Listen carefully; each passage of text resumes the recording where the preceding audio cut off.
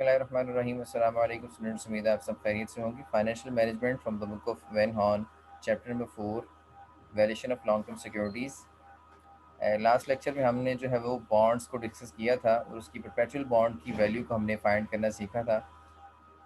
इस लेक्चर में हम जो है वो जो नेक्स्ट टाइप्स हैं बॉन्ड्स की उन पर बात करेंगे, जिसमें non zero coupon paying bonds आ रहे हैं और ज़ीरो कूपन पेइंग बॉन्ड्स आ रहे हैं। ठीक है, तो non zero coupon paying bonds is a coupon paying bonds with a finite life. अब ये ऐसे बॉन्ड्स हैं जिनकी लाइफ जो है वो फाइनाइट होती है। ठीक है, फाइनाइट कैसे? इनकी नॉन जीरो कूपन से मुराद क्या है कि यानी कि इनके ऊपर कुछ ना कुछ इंटरेस्ट आपको मिल रहा है। ठीक है, कुछ ना कुछ इंटरेस्ट आपको इनके ऊपर क्या हो रहा है? मिल रहा है। फाइनाइट लाइफ से मुराद क्या है कि महदूद ज़िंदगी है। सादा अल्फाज में यूँ कह लें कि कंपनी ने बॉन्ड इशू किए 5 साल के लिए, 5 साल बाद कंपनी वापस बाय बैक कर लेगी। ठीक है, तो नॉन यानी कि उसके ऊपर कुछ इंटरेस्ट पे कर रही कंपनी और कुछ वक्त के बाद कंपनी उनको बाय बैक कर लेगी। तो कंपनी जो है वो डिफरेंट किस्म के बॉन्ड्स इशू करती है। कंपनी इंटरेस्ट वाले बॉन्ड्स भी इशू करती है, कंपनी 0% इंटरेस्ट वाले बॉन्ड भी इशू करती है। ठीक है, तो ये कंपनी, अब अगला सवाल आप लोगों का ये होना चाहिए कि जो जीरो नॉन ज़ीरो तो चलो बात समझ में आती है, कुछ इंटरेस्ट मिल रहा है, तो 0% इंटरेस्ट वाले बॉन्ड्स कंपनी जो है वो क्यों बेचेगी या लोग क्यों खरीदेंगे? तो लोग सिर्फ इंटरेस्ट, लोगों को जो मतलब होता है या वो इंटरेस्ट सिर्फ इंटरेस्ट से नहीं होता। लोग देखते हैं कि मार्केट में फ्यूचर में जाके ये चीज़ कितने की बिक जाएगी। ठीक है, आपका 1000 की चीज़ आपकी 1200 में बिक जाए, आप तब भी खुश हो जाते हैं अगर आपको उसके ऊपर इंटरेस्ट ना भी मिले। तो लोगों को मतलब सिर्फ इंटरेस्ट से नहीं होता, बल्कि चीज़ की वैल्यू से भी होता है कि वक्त के साथ अगर उसकी वैल्यू बढ़ रही है, तो अगर 10 की चीज़ 12 में बिक जाती है तो 2 रुपये फिर भी उनको प्रॉफिट हुआ है। ठीक है, तो इस चीज़ को भी लोग जहन में रख के 0% वाले बॉन्ड भी लोग खरीद लेते हैं। तो non zero coupon bank bond को स्टडी करते हैं। ये बेसिकली ऐसे बॉन्ड हैं जिनके ऊपर कुछ ना कुछ कूपन पे किया जाता है, इन्हें कुछ ना कुछ इंटरेस्ट पे किया जाएगा कंपनी की तरफ से, और इनकी फाइनाइट लाइफ होगी, यानी कि एक वक्त के बाद कंपनी इनको वापस बाय बैक कर लेगी, वापस आपसे ख़रीद लेगी। अच्छा, इनकी वैल्यूएशन किस तरह से करनी? उसी तरह जो आपको इंटरेस्ट मिलता जा रहा है, पहले साल मिला जो इंटरेस्ट, दूसरे साल मिला, तीसरे साल मिला। ठीक है, फॉर एग्जांपल हम बात करें 5 साल के लिए आपको इंटरेस्ट मिला, तो 5 साल का जो इंटरेस्ट है उस पर आप एनओटी वाला फार्मूला लगा के 5 साल के इंटरेस्ट की प्रेजेंट वैल्यू निकाल लें। और 5 साल के बाद बॉन्ड ने मेच्योर हो जाना है, यानी कि 5 साल की लाइफ है उसकी। 5 साल बाद बॉन्ड क्या होगा? मेच्योर हो जाएगा। अब 5 साल बाद जो बॉन्ड जिस वैल्यू पे मेच्योर होगा ना, जो उसकी वैल्यू होगी, उस वैल्यू की भी हमने प्रेजेंट वैल्यू कैलकुलेट करनी है।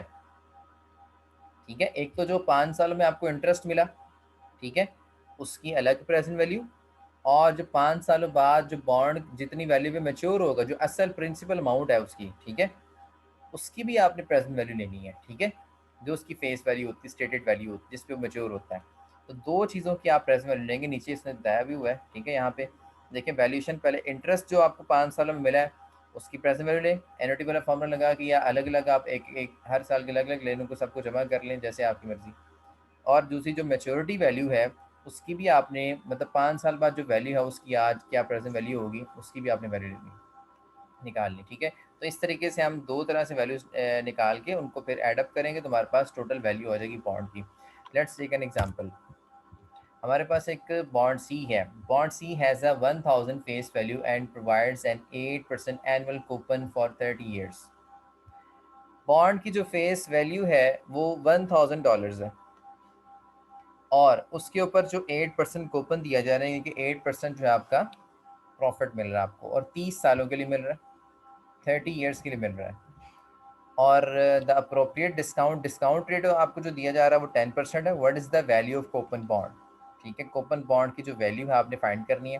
अब आपके पास देखें बॉन्ड की फेस वैल्यू भी है, 8% भी, आप इंटरेस्ट भी निकाल सकते हैं उसका। ठीक है, और आपको एन दिया 30 ईयर्स दिए, यानी कि 30 एक उसकी लाइफ जो है वो फाइनाइट लाइफ है। ठीक है, एक महदूद ज़िंदगी है। 30 साल के बाद बॉन्ड क्या हो जाएगा? मेच्योर हो जाएगा और कंपनी आपसे वापस बाय बैक कर रही है। 30 साल के बाद आपको कोई इंटरेस्ट नहीं मिलेगा, इसका मतलब ये है 30 साल बाद कंपनी आपसे वापस खरीद लेगी। 30 साल तक उसकी लाइफ है, 30 साल बाद वो मेच्योर हो जाएगा। अब ये जो 1000 रुपये फेस वैल्यू है ना, ये आपको 30 साल के बाद मिलना है। इस कॉन्सेप्ट को ज़रा समझने की कोशिश करें। ये जो फेस वैल्यू होती है ना, ये आपको जब बॉन्ड मेच्योर होगा ना, उस वक्त आपको ये 1000 मिलेगा, यानी कि 30 साल के बाद आपको ये 1000 रुपये मिलना है। तो ये जो हम सारा कर रहे हैं इसका मकसद क्या है? मकसद इसका ये है कि अगर 30 साल बाद इस बॉन्ड के बदले में हमें 1000 रुपया मिलना है और हर साल हमें इसके ऊपर 8% इंटरेस्ट भी मिलना है, तो अगर हमने इसको ख़रीदना हो तो कितने में ख़रीदेंगे? असल मसला ये है। इस मसले को सुलझाने के लिए हम ये सारी कैलकुलेशन कर रहे हैं। मेरी बात समझ तो नहीं आई किसी को? जी सर अभी तक ठीक है, तो मसला समझ आ गया, मर्ज जो है समझ आ गया। अब दवाई का हमने इंतखाब करना है। ठीक है, मर्ज क्या था कि एक बॉन्ड आपके सामने है जिसके ऊपर लिखा हुआ 1000, लेकिन 1000 मिलना कब है? 30 साल के बाद। 30 साल बाद जब वो मैच्योर हो जाएगा बॉन्ड, फिर हमें 1000 मिलेगा। और हर साल जितने साल आप अपने पास रखेंगे, हर साल 8% उसके ऊपर इंटरेस्ट में मिलता रहेगा। सवाल ये कि इसको ख़रीदने कितने में? ठीक है, तो ख़रीदने के लिए हमारी वैल्यूएशन का पूरा एक फार्मूला है, ठीक है, जिसको हम यूज़ करेंगे। सबसे पहले जो 80 आप निकालेंगे इसका इंटरेस्ट, 1000 के ऊपर जो 8% मिल रहा है, 8% आपने जैसे पिछले फार्मूला में निकाला था, पिछले क्वेश्चन में 1000 का 8% ले कितना बनता है? 80 बनता है। तो 80 आपको मिल रहा है हर साल। ठीक है, 80 आपको मिल रहा है हर साल, यानी कि 30 सालों तक आपको 80 मिल रहा है। अब आप क्या करेंगे?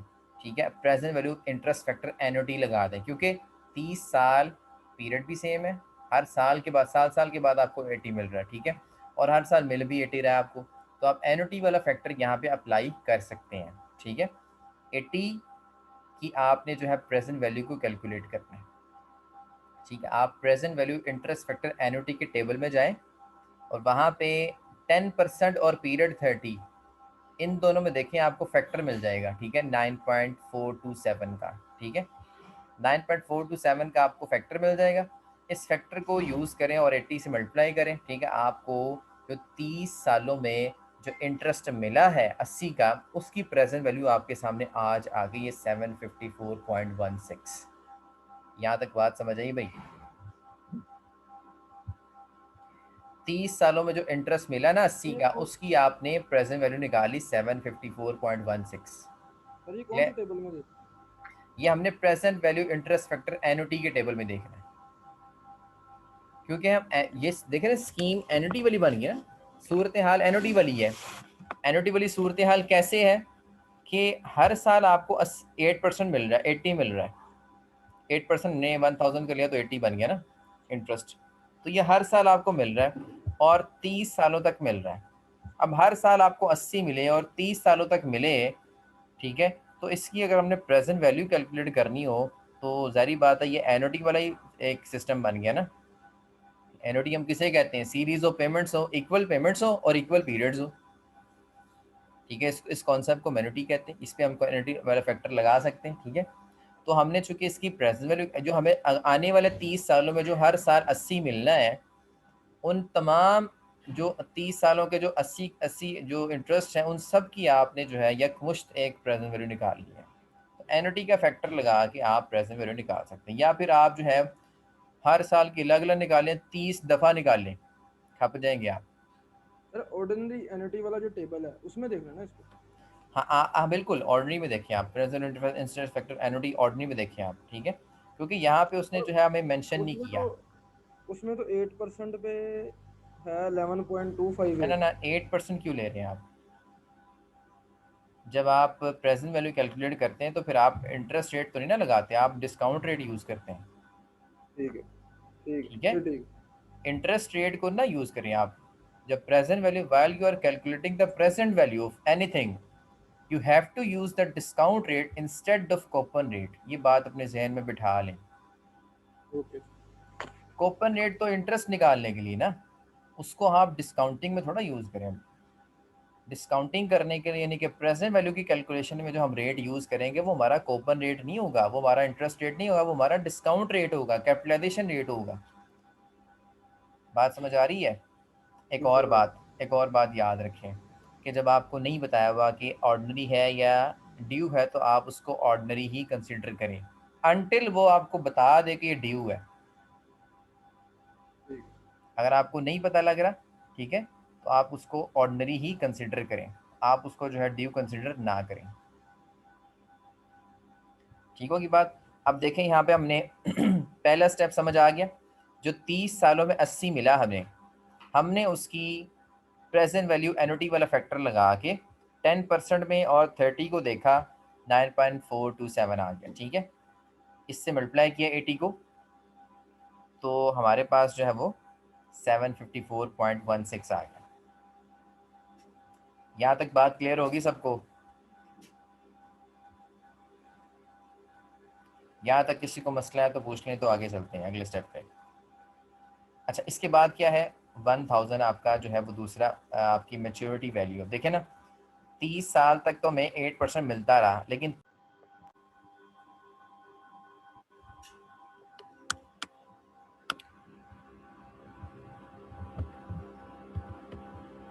देखें 30 साल तक हमें 80 मिलता रहा। ठीक है, अब 30 साल के बाद ये जो 1000 है ये भी तो मिलना है ना। अब 30 साल के बाद ये जो 1000 मिलना है, इसकी भी प्रेजेंट वैल्यू हमने कैलकुलेट करनी है। अब ये आप simple present value interest factor वाले टेबल में जाके 10% और 30 में देखें। ठीक है, परसेंटेज आपकी 10 होनी चाहिए और ये आपका जो पीरियड है वो 30 हो। ठीक है, उसमें देखें आपको ये फैक्टर मिल जाएगा 0.057 का। ठीक है, 0.057 का फैक्टर आप मल्टीप्लाई कर दें 1000 के साथ। ठीक है, तो आपको जो 30 साल के बाद 1000 मिलना है उसकी भी प्रेजेंट वैल्यू आ गई, दैट इज 57। सिंपल, जैसे हम पहले करते थे कि 30 साल बाद का 1000 रुपया आज कितना है, यूं कह लें सादा अल्फाज में, बात को थोड़ा सा और सादा कर लिया हमने कि 30 साल के बाद वाला जो 1000 है उसकी आज क्या वैल्यू है, यूं बात कर लें। ठीक है, तो 30 साल के बाद वाला जो 1000 हमें मिलना है, जो बॉन्ड के ऊपर लिखा हुआ है, जो बॉन्ड की फेस वैल्यू, जो बॉन्ड की स्टेटेड वैल्यू है, दैट इज $1000 हमें मिलेगा 30 साल के बाद जब बॉन्ड मैच्योर होगा, उसकी मैच्योरिटी वैल्यू है। ठीक है, हर साल 8% इंटरेस्ट तो अलग मिल रहा है, 30 साल तक हमें 8% इंटरेस्ट अलग मिलता जा रहा है, उसकी हमने अलग प्रेजेंट वैल्यू निकाली। और 30 साल के बाद जो हमें यकमुश्त 1000 मिलना है उसकी भी हमने प्रेजेंट वैल्यू निकालनी है। ठीक है, तो उसकी प्रेजेंट वैल्यू आ गई 57। तो ये इन दोनों को हम जमा कर देंगे तो आज हमने जितनी वैल्यू के ऊपर बॉन्ड को ख़रीदना है दैट इज़ $811.16। यानी कि आज अगर हम आपको कहते हैं जी, आपको ये ऑफ़र दी जा रही है ना कंपनी की तरफ से कि हम आपको 30 सालों तक जो है 8% इंटरेस्ट देंगे। ठीक है, और 30 साल के बाद बॉन्ड मैच्योर हो जाएगा और मैच्योरिटी वैल्यू 1000 होगी। तो अब आप मुश्किल में है कि हम इस बॉन्ड को कितने में ख़रीदें। तो डिस्काउंट रेट आपको दिया हुआ, तो डिस्काउंट रेट को यूज़ करते हुए आपने तमाम 30 सालों के इंटरेस्ट की प्रेजेंट वैल्यू भी निकाल ली एनुटी स्कीम को यूज़ करते हुए, और 30 साल के बाद 1000 है उसकी भी आपने प्रेजेंट वैल्यू निकाल ली। ठीक है, उन दोनों को आपने एडअप कर दिया और हमारे पास जो है वैल्यू आ गई। इस वैल्यू के ऊपर हम बॉन्ड को ख़रीदेंगे। अगर इससे कम पे ख़रीदेंगे तो अच्छा है, इससे ज़्यादा पे ख़रीदेंगे तो लॉस है, आप अपने साथ नुकसान करेंगे, फ़ायदे में नहीं रहेंगे। इससे कम में ख़रीदना अच्छा है, मैक्सिमम इतने पे ख़रीदना है, इससे ज़्यादा पे नहीं आपने ख़रीदना। ठीक है, इससे ज़्यादा पे ख़रीदेंगे तो आप लॉस में। ये एक थ्रेशोल्ड आपके पास है कि इतनी वैल्यू है उसकी आज, तो आप कोशिश करें कि 811 से कम पे ख़रीदें ताकि आपको फ़ायदा हो। बात समझ आ रही है? तो इस तरह से हमने इस सवाल को लेके चलना है। मुझे बताएं इस क्वेश्चन के अंदर आपको कोई प्रॉब्लम है तो बताएं, एनी प्रॉब्लम।